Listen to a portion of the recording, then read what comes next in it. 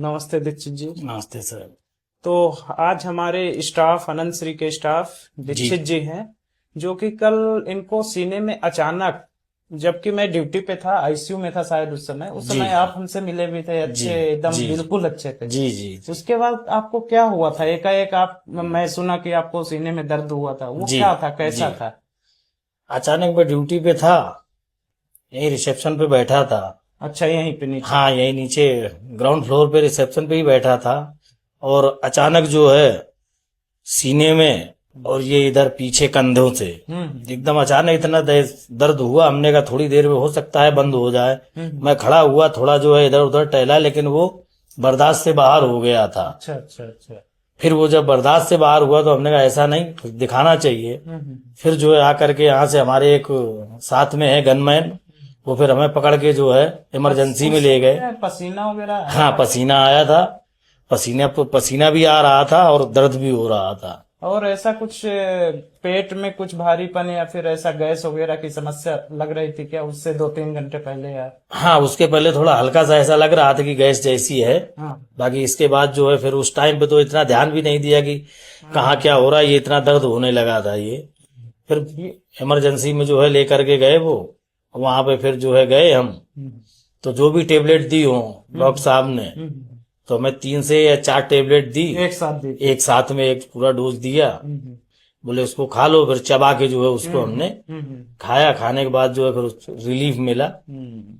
तो वो 3-4 टेबलेट एक साथ ही खिलाया? हाँ, एक साथ ही खिलाई थी। तो जैसा आप देख रहे हैं, दीक्षित जी ने बताया कि इनको 3-4 टेबलेट पसर बस टेबलेट एक साथ दी गई।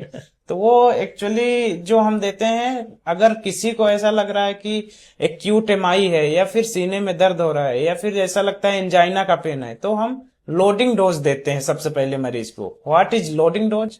उसमें क्या करेंगे, एस्पिरिन नॉन एंट्री कोटेड, मतलब डिस्पिरिन के फॉर्म में 325 mg, एंड क्लोपिडोग्रेल जो लेंगे 300 to 600 मिलीग्राम तक ले सकते हैं, प्लस एटोरवास्टेटिन 80 mg। इन तीनों टैबलेट का कॉम्बिनेशन एक साथ दिया गया था दीक्षित जी को। उसके बाद उन्होंने जैसे ही उसको खाया, तो जो भी थ्रोम्बोटिक इवेंट रहे होंगे वहां पे, नसों में ब्लॉकेज थोड़ा बहुत, तो उससे उसके बाद रिलीफ मिला।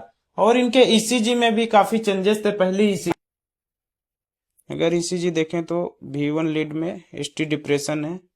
और आगे बढ़ते हैं, AVR को ध्यान से देखें तो एसटी सेगमेंट एलिवेशन दिख रहा है, जो कि सिग्निफाई कर रहा है कि कहीं ना कहीं main LAD, left anterior descending लाडा जिसको बोलते हैं, कहीं ना कहीं मेन ब्रांच का अकोल्जन हुआ होगा, जो कि क्योंकि इनको रेस्ट पे हुआ, मतलब एक्यूट एंजाइनल अटैक है। और आप V4, V5, V6 में देख सकते हैं एसटी सेगमेंट डिप्रेशन दिख रहा है, जो कि काफ़ी सिग्निफिकेंट है, क्योंकि जिस समय चेस्ट पेन हुआ उसी समय ये ईसीजी ली गई थी। उसके बाद इनको लोडिंग डोज दिया गया, और उसके बाद की ईसीजी आप देखिए, ये देखिए पूरे सेटलमेंट हो चुका है इसमें। एसटी सेगमेंट जो एलिवेट थे वो सेटल डाउन हो चुके हैं। एसटी सेगमेंट डिप्रेशन जो V4, V5, V6 में है, पूरे नॉर्मलाइज हो चुके हैं। तो लोडिंग डोज बहुत ही इम्पोर्टेंस रखता है अगर टाइमली इसको दिया जाए और लक्षण पहचान करके दिया जाए। हाँ, उसके बाद की जो भी ईसीजी थी वो नॉर्मल रही।